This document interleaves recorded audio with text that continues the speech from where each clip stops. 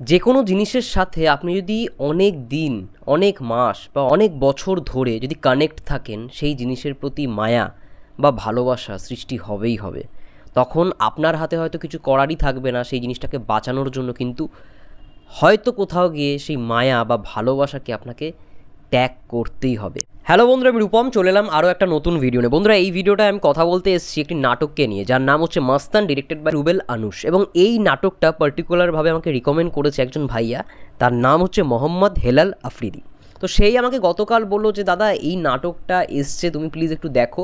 এবং এই নাটকটা দেখে অনেক দর্শক কান্নাকাটি করছে কমেন্টে, না সবাই রীতিমতো মানে কান্না প্রকাশ, দুঃখ প্রকাশ, এরকম জিনিস আমিও দেখতে পেলাম। সে স্ক্রিনশটটা আমাকে পাঠিয়েছিল, তো ভাবলাম দেখেই ফেলি। বাংলাদেশের নাটক যখন এতই পছন্দের, আর সত্যি কথা বলতে এখন যে মানে অবিরামভাবে নাটক দেখি আগের মতো এমনটা নয়, যেগুলো ভালো লাগে পোস্টার দেখে সেগুলোই দেখি। যেমন কিছুদিন আগেই আরও একটা নাটক দেখলাম, বন্ধু দেখা হবে বলেই, ইমরাউল রাফাতের, ওই নাটকটাও বেশ ভালো লাগবে। মানে এখন সত্যি কথা বলতে খুব রেয়ার নাটক দেখা হয়, আগের মতো বেশি করে হয় না। কিন্তু মুশফিকার ফারহানের নাটক, ফারহান আহমেদ জোবানের নাটক, অপূর্ব ভাইয়ার নাটক, এদের নাটকগুলো এলে দেখার চেষ্টা করি।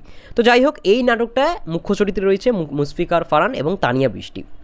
নাটকটার গল্পটা যদি একদম ছোট্ট করে বলি, একটা গ্রামের ঘটনাকে দেখানো হচ্ছে, যেখানে আমরা দেখতে পাচ্ছি যে মুশফিক আর ফারহানের যে ক্যারেক্টারটা, সে না তার গরুকে খুব ভালোবাসে এবং তার গরুর নাম হচ্ছে মাস্তান।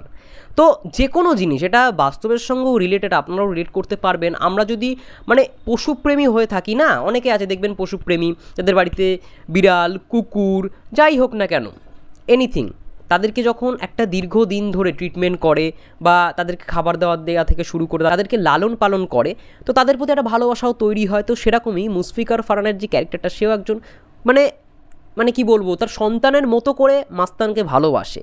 এবং কোথাও গিয়ে তার প্রেমিকার সঙ্গেও একটা সুন্দর ঘটনা দেখানো হচ্ছে, তানিয়া বৃষ্টিকে সে ভালোবাসে। তো লুকিয়ে চুরিয়ে তারা দেখা করতে আসে, কথা বলে, কিন্তু কোথাও গিয়ে তানিয়া বৃষ্টির বাড়ির লোকেরা মুশফিকার ফারহানকে পছন্দ করে না বা তার পরিবারকে খুব একটা পছন্দ না।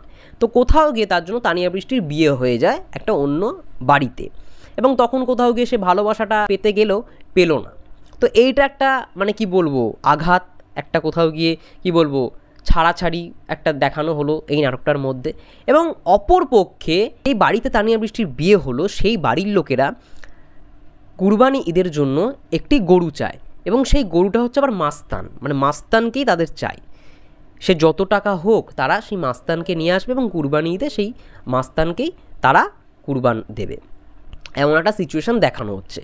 এবং শেষমেশ কী হয় সেটা জানার জন্য আমি সবাইকে বলবো, শুধুমাত্র মুশফিকার ফারহানের ফ্যানদের নয়, সবার নাটকটা দেখা উচিত, নাটকটার গল্প কিন্তু প্রথম দিকে আমার খুব একটা ভালো লাগছিল না, কমিক এলিমেন্টগুলো খুব ভালো ছিল। আমরা দেখতে পাচ্ছি মুশফিকার ফারহানকে বিভিন্ন রকমভাবে কমেডি করতে, তারপরে তার যে বন্ধু বান্ধবরা ছিল, একটা সিন দেখানো হচ্ছে যেখানে একজন মানে মাথায় করে কয়েকটা হাঁস নিয়ে যাচ্ছে, তো সেই রাজহাঁসটাকে ওই যে নেয়ার যে প্ল্যানিংটা, ওই জায়গায় যে কমিক এলিমেন্টটাকে রাখা হয়েছে, ওটা বেশ ভালো এবং আমার পার্সোনালি ওই দৃশ্যটা খুব ভালো লেগেছে।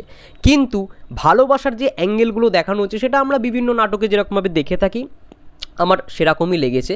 কিন্তু যখন তানিয়া বৃষ্টির বিয়ে হয়ে যায়, মুশফিকার ফারহান যখন তার বিয়েতে আসে, একদম শেষ মুহূর্তে দাঁড়িয়ে, তখন ওই যে দৃশ্যটা একটা ইমোশনাল জায়গায় নিয়ে যায়। মানে এই যে নাটকটার মধ্যে না দুটো বলতে গেলে ফরম্যাট রয়েছে। প্রথম যেই ফরম্যাটটা সেটা একটু কমিক লাভ স্টোরিক্যাল এরকম একটা ফরম্যাটে যাচ্ছে, আর একদম শেষের দিকটা সবাইকে ইমোশনাল করে দেবে, এই নিয়েই নাটকটা। কিন্তু হ্যাঁ, এইটুখানি বলতে পারি, নাটকটা দেখে সবার ভালো লাগবে, নাটকটার শেষ দৃশ্যটা সবাই রিলেট করতে পারবে, এবং তখন কোথাও গিয়ে মনে হবে যে টাকার কাছে না সবাই কোথাও গিয়ে হেরে যায়।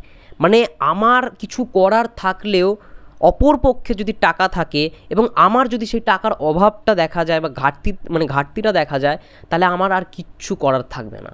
কারণ এখনকার দিনে টাকা ছাড়া কিছুই হয় না। মানে আমি পশুপ্রেমী হই বা আমি এই প্রেমী হই বা আমি মানুষপ্রেমী হই না কেন, আমার কাছে যদি সেই জিনিসটাই না থাকে, মানে টাকা যদি নাই থাকে, তাহলে আমি বিয়েও করতে পারবো না, তাহলে আমি যেটা চাইছি সেটাও পাবো না। এটা খুব সুন্দর করে মেসেজ দিয়েছে পরিচালক রুবেল আনুশ। আমার ভালো লেগেছে পার্সোনালি এই নাটকটা।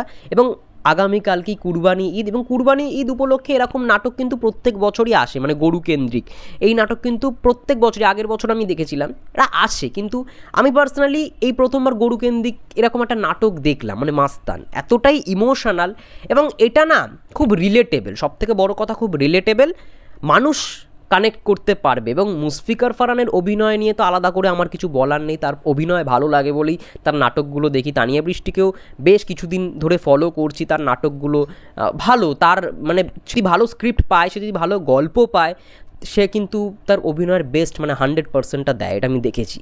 আগেও একটা নাটক দেখেছিলাম শেষ প্রেম বলে, জোভান, কেয়া পায়েল এবং তানিয়া বৃষ্টি ছিল, সেখানে তানিয়া বৃষ্টির ক্যারেক্টারটা পুরো বোবা ছিল, তো দারুণ, আমার পার্সোনালি খুব ভালো লেগেছিল ওই নাটকটাও।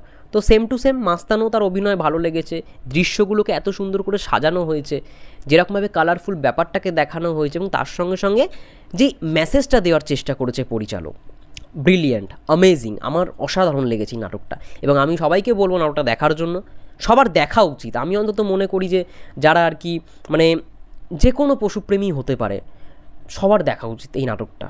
যাই হোক, এটা বলেই ভিডিওটা শেষ করবো। তোমরা যারা যারা দেখে নিয়েছো অবশ্যই কমেন্ট করে জানিও এই নাটকটা তোমাদের কেমন লাগলো। ততক্ষণের জন্য সবাই ভালো থেকো, সুস্থ থেকো, টেক কেয়ার।